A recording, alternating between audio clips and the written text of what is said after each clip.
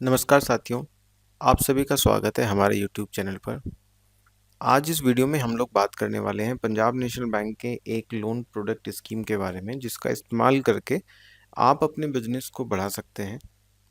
तो चलिए शुरुआत करते हैं। और इस स्कीम को जिसके बारे में आज हम बात करने वाले हैं वो जीएसटी एक्सप्रेस के नाम से है। पहले से भी जीएसटी एक्सप्रेस की एक स्कीम पंजाब नेशनल बैंक की चल रही थी, जिसको मैनुअल मोड में ब्रांचेस को विजिट करके कस्टमर्स लोन ले सकते थे।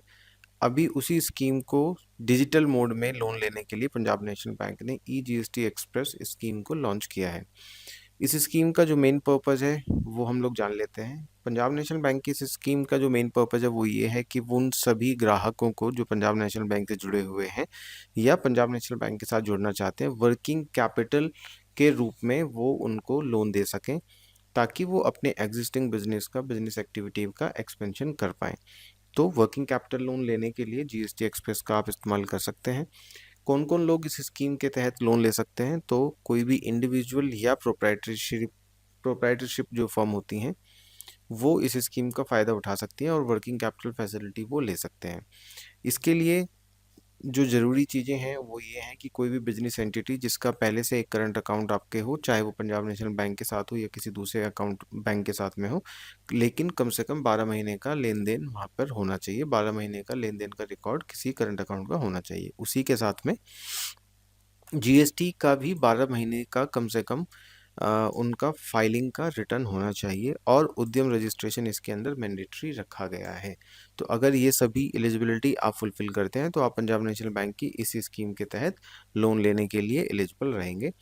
अब किस तरीके का लोन मिलने वाला है? जैसा हमने पहले बात किया, वर्किंग कैपिटल की रिक्वायरमेंट को फुलफिल करता है। तो वर्किंग कैपिटल को जो लोन देते हैं बैंक्स, वो कैश क्रेडिट की फॉर्म में ही देते हैं। 10 लाख से लेकर के 5 करोड़ रुपए तक की राशि इसके अंदर आप लोन के रूप में ले सकते हैं। अब बात कर लेते हैं किस तरीके से असेसमेंट होगा। तो जीएसटी सेल्स के आधार पर, यानी कि पिछले 12 महीने के दौरान आपने कितनी जीएसटी के अंदर फाइलिंग की है, उसके आधार पर आपको कितना लोन मिलेगा ये निर्धारित किया जाता है।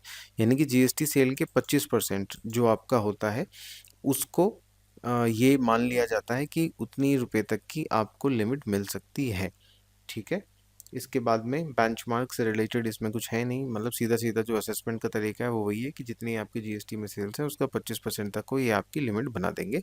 इसके बाद 1 साल के लिए लोन दिया जाता है, एनुअल इसमें रिन्यूअल होता है, सीजीटीएमएससी गारंटी फीस भी इसके अंदर आप दे सकते हैं, या फिर मिनिमम 75 कोलेटरल सिक्योरिटी जो आपकी है वो सरफासी कंप्लेंट इमूवेबल प्रॉपर्टी की फॉर्म में आप दे सकते हैं। इन दोनों में से कोई भी एक आप कर सकते हैं। चाहे तो आप 100% जो आपकी फैसिलिटी है वो सीजीटीएमएससी में कवर कर लें 5 करोड़ रुपए तक, या फिर चाहें तो 75% आप कोलेटरल सिक्योरिटी भी इसके अंदर दे सकते हैं। इंटरेस्ट और रेट ऑफ इंटरेस्ट के बारे में इन्होंने यहाँ ज़्यादा कुछ जानकारी दी नहीं है, तो फिर भी 0.25% ऑफ लोन अमाउंट जो है यूनिफाइड फीस के रूप में ये लेने वाले हैं। और जो रेट ऑफ इंटरेस्ट होगा वो आरएलआर बेस्ड होता है, यानी कि जो रेपो लिंक होता है जो क्वार्टरली चेंज होता रहता है, कभी नहीं होता है, तो उसके आधार पर इसमें रेट ऑफ इंटरेस्ट डिसाइड किया जाएगा।